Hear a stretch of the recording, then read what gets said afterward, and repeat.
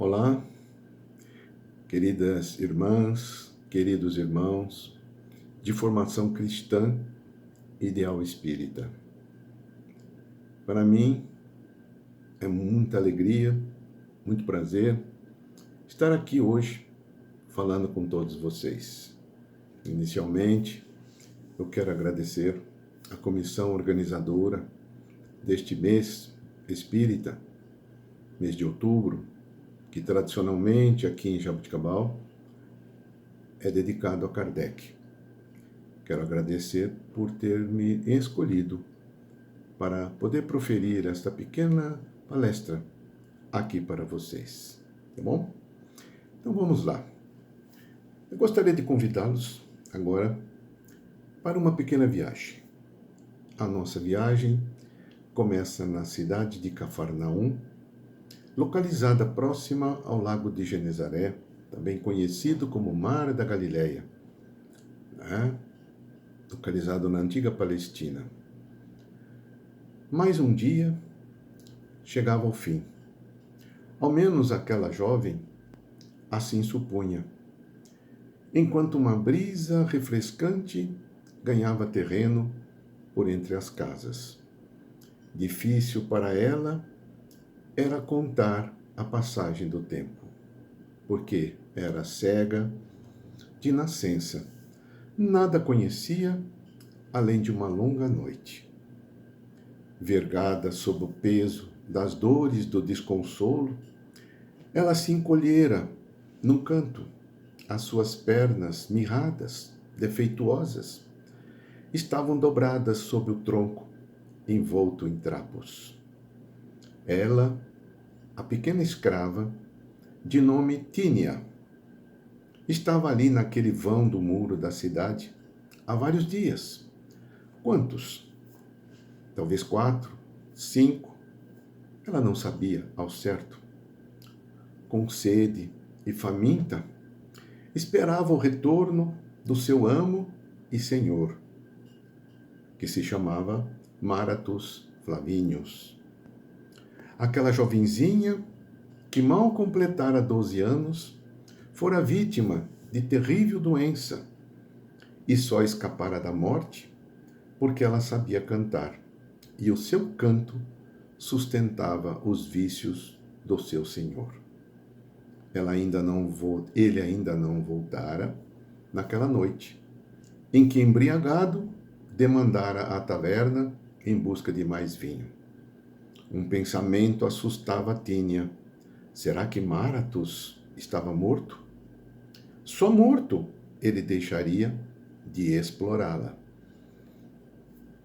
Criando forças e coragem, ela ergueu-se com dificuldade, apoiando-se a um cajado tosco, experimentando uma estranha sensação de liberdade. Foi tateando, rente ao muro, guiando-se pelos sons daquele final de tarde. Foi indo, tropeçando, caindo, erguendo-se novamente. Na última queda, não muito longe de onde ela estava, cansada, mas feliz, ela adormeceu, fazendo planos de continuar seguindo sempre em frente nessa sua vida miserável. Mas estava livre, ela pensava. Não cantaria nunca mais, forçada pelo seu senhor. Poucas horas depois, foi despertada pelo vozerio que indicava uma multidão ao seu redor. Vozes jovens, vozes de pessoas mais velhas, vozes roucas, graves, estridentes, vozes e mais vozes. Barulho característico de gente correndo. De repente, alguém se aproximou e ergueu-a no ar. Ela era muito pequena, muito leve. Era Janus. Janus, um velho escravo, liberto, que muitas vezes a ouvira cantar. Ele levantou-a do chão como um fardo leve, carregando-a em direção, conforme dizia ele, de um concerto de inigualável beleza. Janos foi tão carinhoso e as vozes da multidão tão vibrantes de confiança que Tínia deixou-se levar sem murmurar. Repentinamente, sobre os ombros de Janos, ela percebeu que todos se calaram.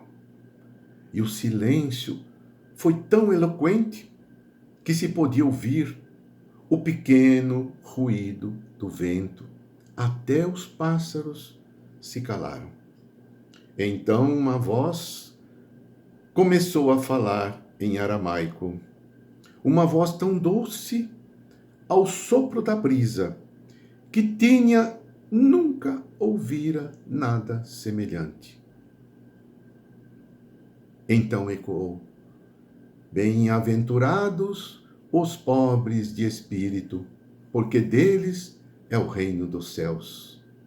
Você já sabe, era Jesus começando o famoso Sermão do Monte. E explicava o que era pobre de espírito. Dizia que pobre de espírito era aquela pessoa simples, ignorante, sem malícia, aquele que é humilde e aceita compreender as grandezas da lei. Jesus ainda complementava, dizendo que aquele pobre de espírito, aquela pessoa humilde, ela reconhece o seu pouco adiantamento espiritual e também reconhece que necessita melhorar. Ou seja, humilde, exatamente o oposto da pessoa orgulhosa. Então dizia Jesus: aquele que se eleva será rebaixado, e aquele que se humilha será exaltado. Por isso, é esse o tema da primeira grande bem-aventurança. Quem era aquela voz tão doce, tão suave, como os primeiros raios de sol da manhã? Janos, que a carregava nos ombros, respondeu: muitos o chamam de Rabi, de meigo Rabi da Galileia. Mas a voz continuava: bem-aventurados os que choram, porque serão consolados. Neste momento, Jesus começava a explicar, não com termos muito específicos e muito científicos, mas começava a explicar a grandeza da lei de ação e reação, onde ele explicava aos que estavam ouvindo aquele sermão: todos são responsáveis por seus atos. E dizia que os sofrimentos do mundo não são castigos de Deus, mas sim obras, e nem obras do acaso. Aqueles que sofrem, falava o Mestre, com paciência e resignação, eles sabem que são responsáveis pelos atos praticados. Aos poucos, então, Tínia foi compreendendo que a voz falava também para ela. O que ela tinha feito de bom até então? Ela é muito jovem, cega, deformada, vivia na escravidão de um corpo doente e da ganância de quem a subjugava. Acomodara-se a estas situações e se deixara levar. Mas a voz continuava: bem-aventurados os mansos e pacíficos, porque herdarão a terra. Nesse momento, Jesus levantava pela primeira vez o fato da violência. A violência que sempre caracterizou o comportamento do homem na terra desde o início da conhecida humanidade. E ele dizia como pacificar o espírito e promover a paz no mundo, que já existia naquela época, na época em que ele estava, na Palestina, que vivia sob domínio romano. Então Jesus dizia: não existe paz sem liberdade, e não existe liberdade sem respeito mútuo. Acrescentou que, com o tempo e a renovação moral da humanidade, o império da força dará lugar ao reinado do amor. E citou os dois grandes cânceres da humanidade, o orgulho e o egoísmo, que trazem todos os prejuízos que nós encontramos na Terra. disse Jesus, o orgulho e o egoísmo serão banidos do relacionamento humano. E continuava: bem-aventurados os que têm fome e sede de justiça, porque serão fartos. Explicava Jesus que as diferenças sociais que já existiam naquela época e continuam existindo, as diferenças sociais, os sofrimentos físicos e morais são agentes do progresso. Os desejos incontrolados que sempre existiram e ainda existem por bens materiais faz com que o homem pisoteie, humilhe, desrespeite, roube, corrompa e provoque todo e qualquer mal contra o seu próximo. Recordava então a sua própria mensagem, a própria resposta que ele havia dado ao fariseu que o questionara momentos antes. Disse assim: quando o homem respeitar, o amar o próximo como a si mesmo, haverá fartura de justiça. Aquelas palavras, bem-aventurados, bem-aventurados, sussurrava aquela voz nos ouvidos de Tínia. Bem-aventurados os mansos, os pacíficos, os perseguidos, os tristes, os abandonados, pensava ela. Mas agora ela era livre, até para cantar novas melodias. Afinal de contas, era a única coisa que ela sabia, inspiradas e enriquecidas com aqueles ensinos do momento. Sim, ela queria cantar aquelas palavras de luz e certamente ela o faria. Mas continuava ouvindo: bem-aventurados os misericordiosos, porque eles alcançarão misericórdia. Aqui Jesus dizia que misericórdia não é a piedade propriamente dita. Misericórdia consiste no perdão das ofensas e no seu esquecimento, em que nós reconhecemos que o nosso próximo, o nosso irmão, tem o direito de errar, assim como nós também.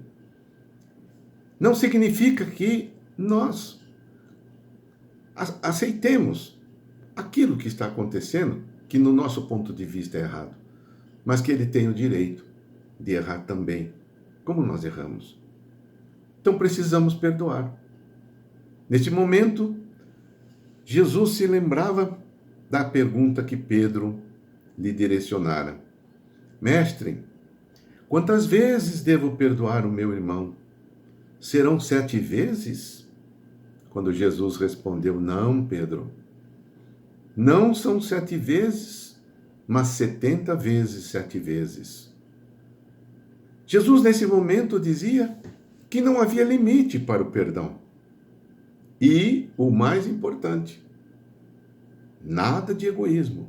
Perdoar para ser perdoado. Se nós não perdoamos o nosso próximo, como queremos que Deus perdoe os nossos pecados?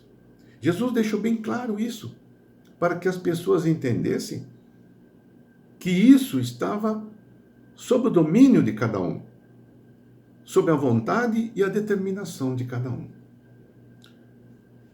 Dizia, por exemplo, todos estão nesta terra para evoluir, e o resultado alcançado vai depender do comportamento de cada um. Por isso, cada um é responsável por aquilo que pensa, por aquilo que fala e por aquilo que faz.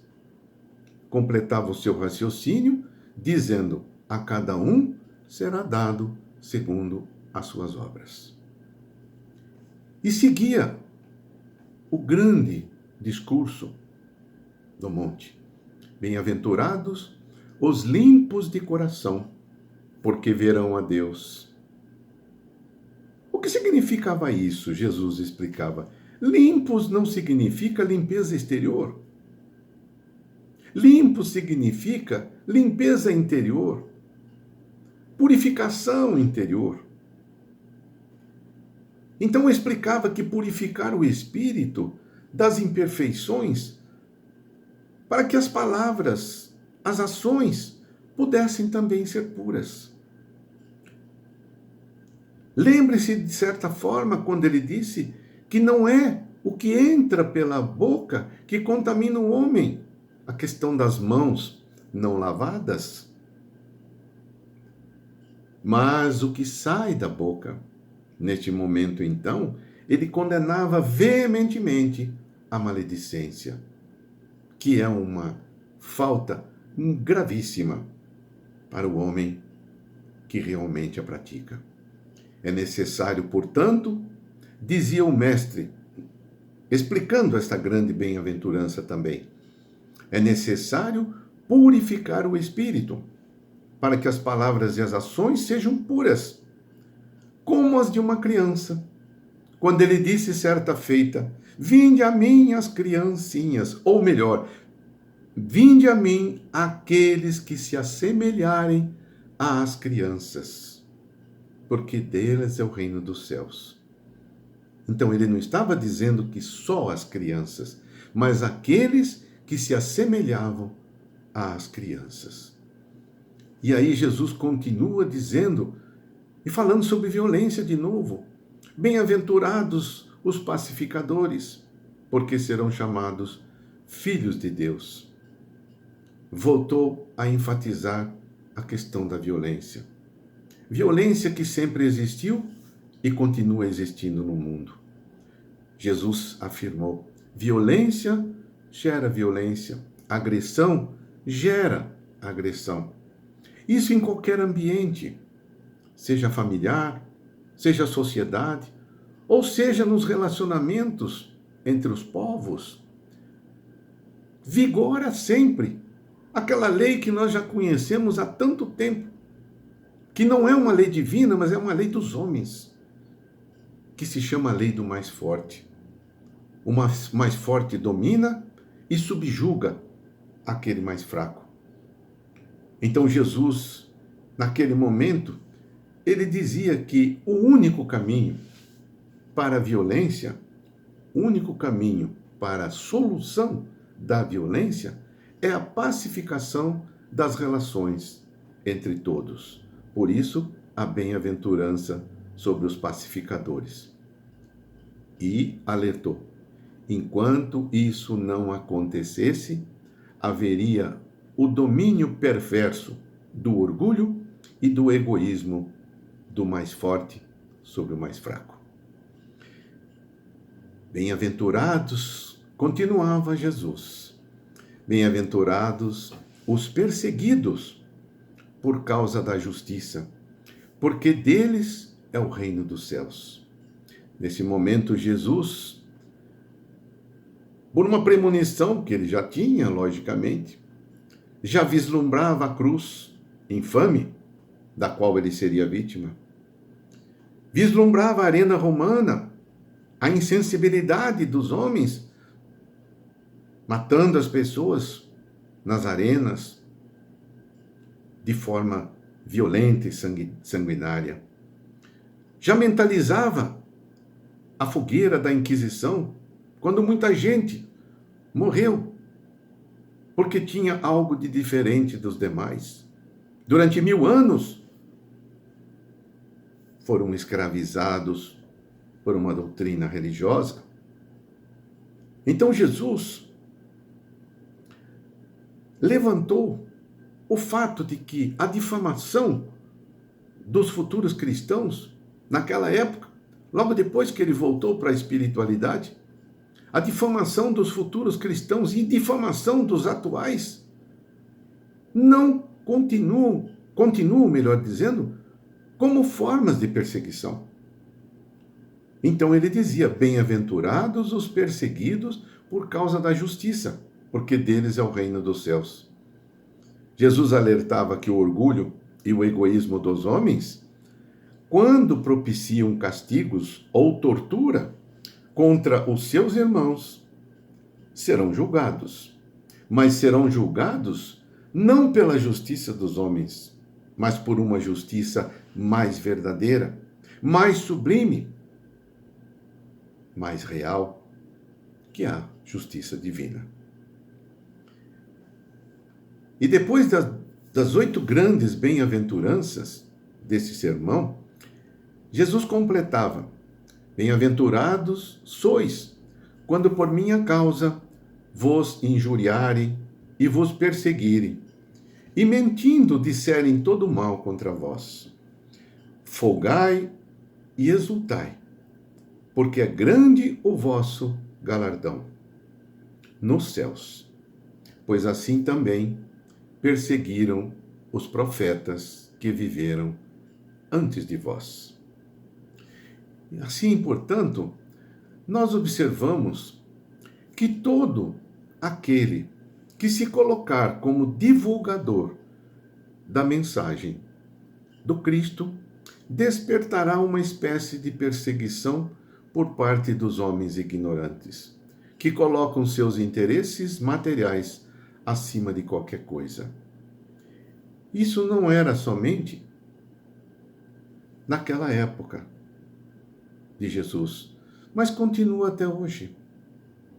Quando alguém se refere ao fato de ser cristão, de ser espírita, de fazer orações, de acreditar na espiritualidade, de acreditar na ajuda do alto, dos mentores espirituais, muita gente faz troça, faz gracejos, achando que somos realmente aqueles que inicialmente, quando Jesus disse pobres de espírito, a pessoa ignorante hoje entende pobre de espírito aquela pessoa que nem condições mentais normais ela tem.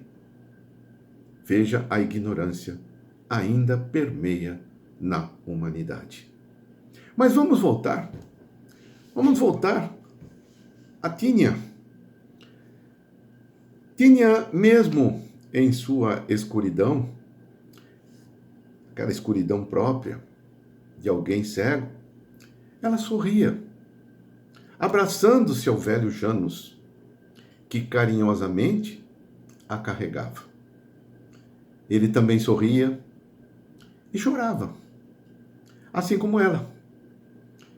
Quem os visse assim, emocionados, não entenderia. Mas Jesus entendia. E do alto do monte, ele também sorria.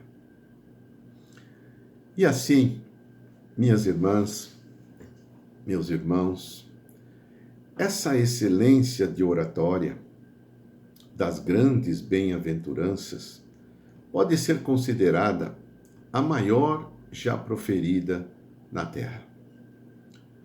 Muito propriamente, afirmou o grande líder pacifista hindu, Mahatma Gandhi. Mahatma Gandhi disse certa vez que se todos os documentos religiosos da humanidade se perdessem, mas restasse apenas as bem-aventuranças, nada estaria perdido. E olhe, gente, que nem cristão ele era. Olha que grande verdade ele pronunciou. Então, as bem-aventuranças representam os ensinamentos de Jesus para orientar e revelar aos homens a verdadeira felicidade. O Sermão das Grandes Bem-aventuranças, que foi proferido e foi conhecido durante um tempo como Sermão da Montanha, mas no local onde ele foi proferido não existe montanha, existe apenas uma pequena elevação, um pequeno monte, que hoje é considerado o Monte das Benemerências ou o Monte das Bem-aventuranças, né? Ou Beatitudes, que seriam sinônimos, vamos dizer assim. Quem não gostaria de estar presente num espetáculo tão maravilhoso como esse, num final de tarde? Aquela multidão que se acomodou sentada ao chão, enquanto Jesus procurava um local um pouco mais elevado, para que houvesse um acústico, vamos dizer assim, uma forma melhor para que todos o ouvissem. Que espetáculo maravilhoso não seria esse? Se a gente pudesse estar presente, entendendo grego, aramaico, as línguas que Jesus usava. Como seria gratificante se nós conseguíssemos isso? Então, vamos raciocinar um pouco a esse respeito, para que a gente possa mudar um pouco os nossos procedimentos na nossa vida. Muitas vezes nós estamos aqui reclamando, né? Simplesmente praguejando. Eu não tenho isso, eu não tenho aquilo. Eu gostaria de ter isso, eu gostaria de ter aquilo. Muitas vezes, quando pede alguma coisa para a espiritualidade, pede coisas materiais. Nós nunca agradecemos por aquilo que temos. Só pedimos, muitas vezes, aquilo que não precisamos. Entendam vocês. Se hoje você diz assim, obrigado, Senhor, porque eu tenho um teto. Porque senão eu estaria sendo acolhido sob alguma marquise na rua, seria sem teto. Se nós nos alimentamos, é porque nós temos alimento nas nossas mesas. Não agradecemos. Gostaria de ter um banquete. Mas por que, se o alimento do banquete apenas vai pecar em quantidade, quando você, na realidade, precisa de qualidade? E tendo algo para se alimentar, significa que você tem o que comer. Mas eu estou tão cansado, eu tenho que sair, eu tenho que dirigir, eu tenho que ir ao meu trabalho. Duas grandes verdades. Primeira, se você tem um carro, significa que você não precisa se espremer dentro de um ônibus lotado. Você tem uma condução própria, agradeça. Se você tem que dirigir ao trabalho, você não está desempregado. Como milhões e milhões estão desempregados no momento. Você tem um emprego, você tem uma fonte de renda.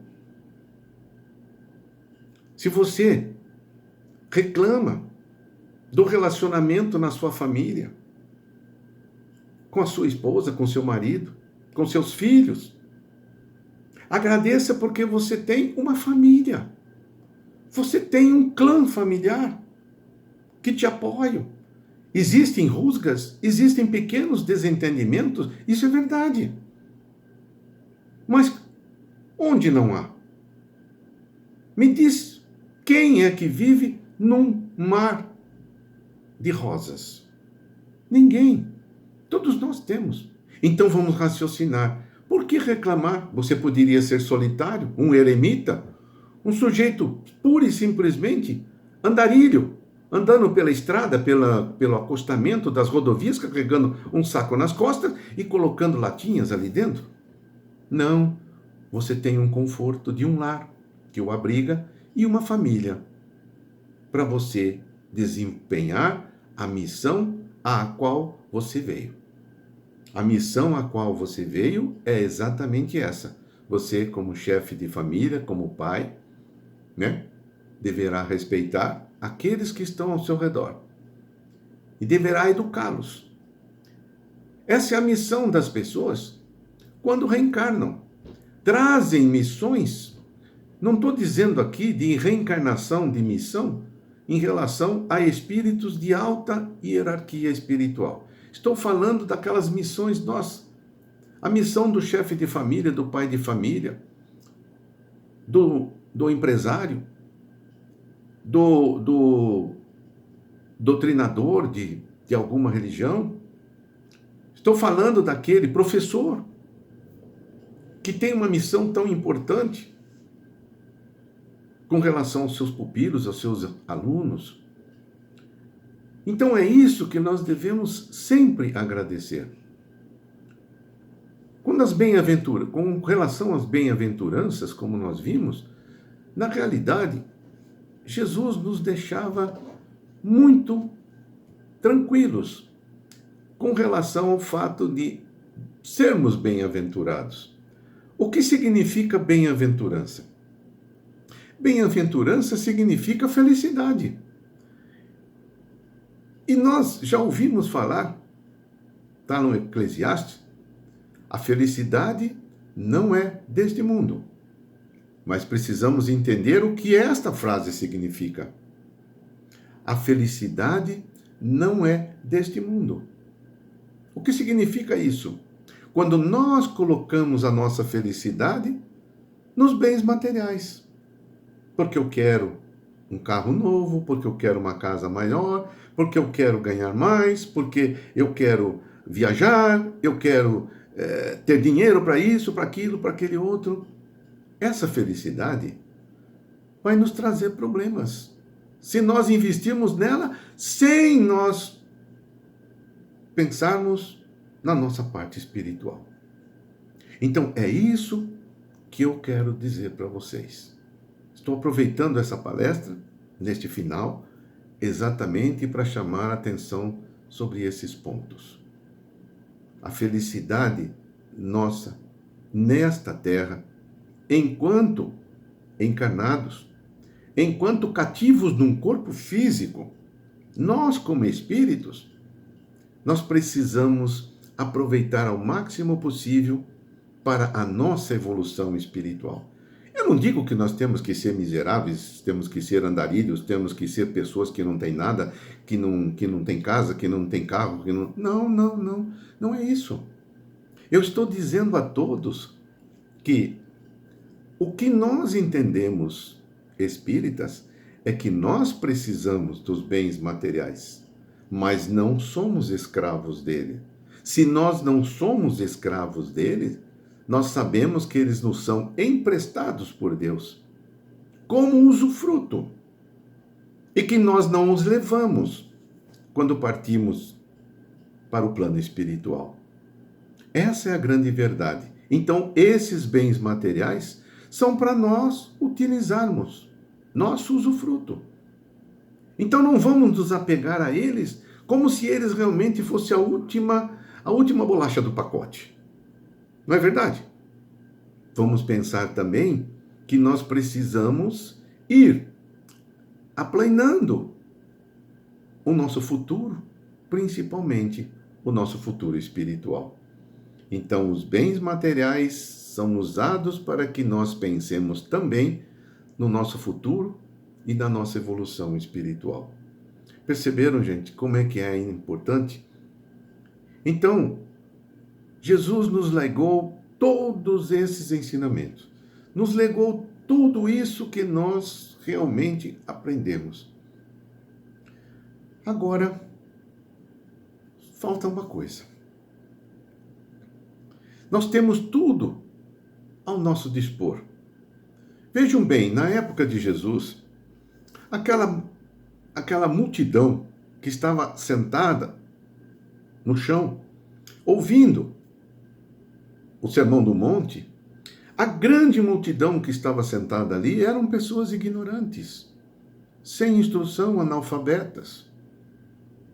Mas estavam ouvindo uma grande verdade da boca do Mestre. Então a gente diz o seguinte: se nós estivéssemos ali, encarnados, talvez estivéssemos lá, não sei, quem sabe, nós também estaríamos nessa condição, de ignorantes, iletrados, analfabetos. Mas hoje não, nós não somos mais analfabetos. Hoje nós temos conhecimento, nós temos inteligência. Nós recebemos a inteligência para usar essa inteligência. Eu me recordo que eu sempre chamo atenção quando eu faço minhas palestras e as minhas apresentações lá no centro, onde eu atuo. Eu estou sempre dizendo para as pessoas: olha, a inteligência, mesmo existindo rudimentos de inteligência nos animais superiores, o homem é aquele que recebeu como uma bênção para poder utilizar. E muitas vezes a inteligência, ela é usada para o mal. A inteligência é desviada para fazer o mal, praticar o mal, corromper, roubar, maltratar, pisotear e até assassinar. Então, minhas irmãs e meus irmãos, vamos pensar bem. Se nós temos inteligência, é para que nós possamos desenvolver com essa inteligência o nosso futuro. Nós precisamos construir o nosso futuro. Ninguém vai fazer isso por nós. A construção desse futuro é individual. Cada um de nós deve fazer isso por nossa própria conta. Não foi o que Jesus disse? A cada um será dado segundo as suas obras. Então, vamos fazer.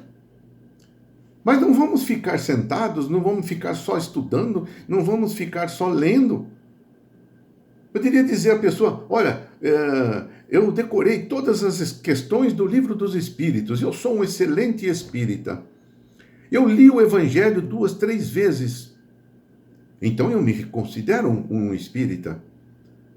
Aí você pergunta para ele, o que você fez de útil depois que você leu tudo isso? Bom, pelo menos eu conheço a lei, pelo menos eu conheço aquilo que Deus espera de mim. E o que é que você faz? Lembre-se do apóstolo Tiago, quando ele disse, a fé sem obras é morta. Então nós precisamos fazer alguma coisa. Não adianta eu decorar tudo se eu não coloco em prática. Vocês já viram uma universidade, uma faculdade, uma escola, qualquer tipo de ensino que só tem teoria?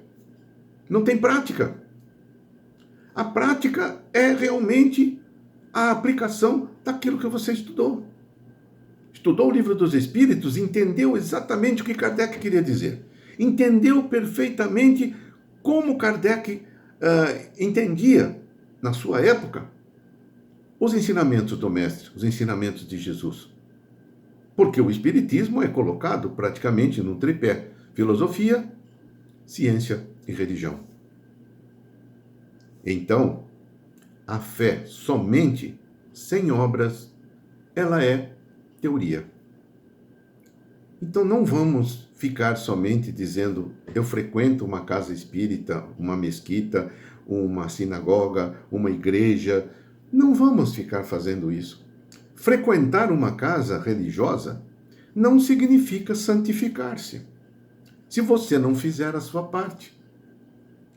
Quantas vezes as pessoas se preocupam em participar de cultos, de rituais, achando que aquilo ali vai realmente levá-los ao reino dos céus. Mas não é assim. Jesus não disse, o reino dos céus está dentro de cada um de nós. E as pessoas ainda acham que o reino dos céus está lá em cima, lá no céu azul. É um lugar físico, onde os anjos te recebem e ficam cantando. Gente, vamos deixar de baixar um pouco essas nossas simbologias antigas e vamos usar a racionalidade que a doutrina espírita muito propriamente nos coloca. A fé raciocinada, diz Kardec, certo? E nunca se esquecer daquilo que ele deixou bem claro.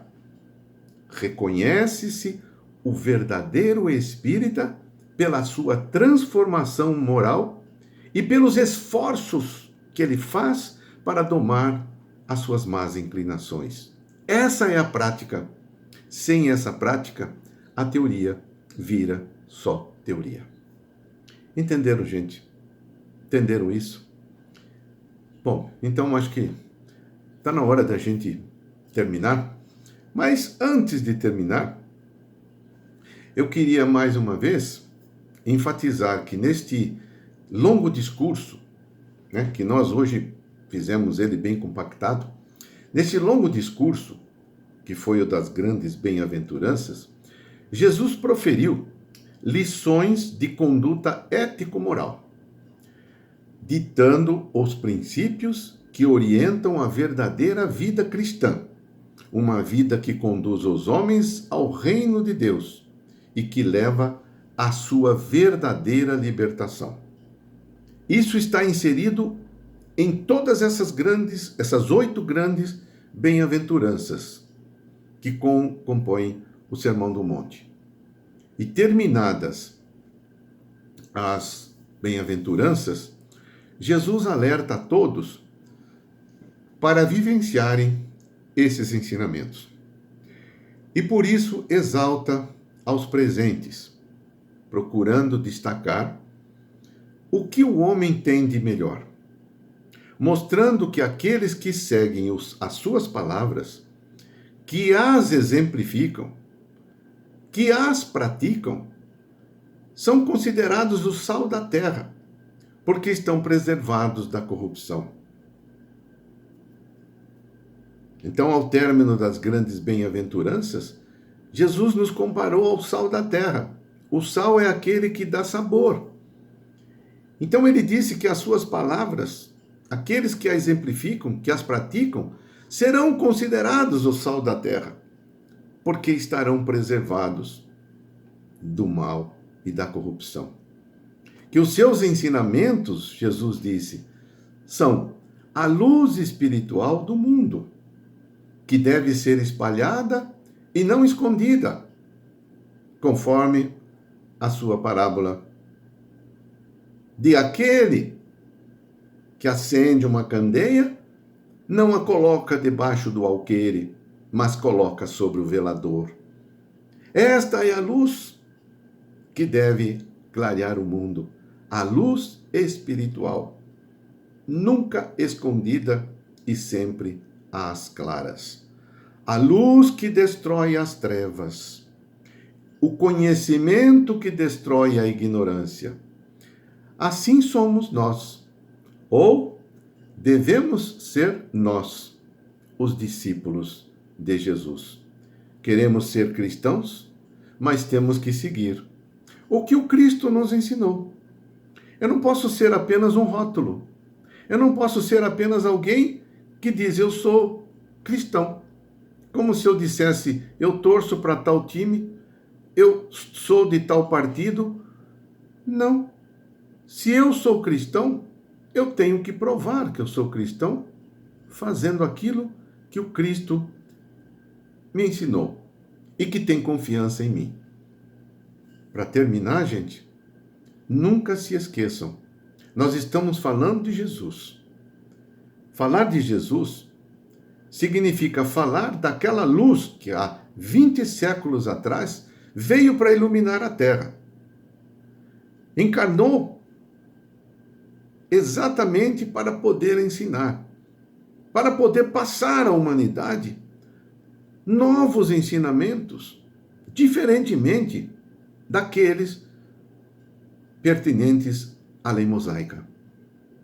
Então, nunca se esqueçam, quando Jesus disse que ele era a luz do mundo, nós acreditamos. E quando ele disse, eu sou o caminho, a verdade e a vida, e ninguém chegará ao Pai senão por meu intermédio. Querem chegar ao Pai Celestial? Sigam Jesus. Tá bom, gente? Eu quero enviar a vocês um grande abraço. Um abraço agora virtual, mas sintam-se abraçados. Que Jesus ilumine a todos nós, como veio para nos iluminar. E que Deus também, nosso Pai, abençoe a todos vocês. Muito obrigado, gente, por terem me ouvido até este momento. Fiquem todos na paz e no amor de Deus. Obrigado, gente.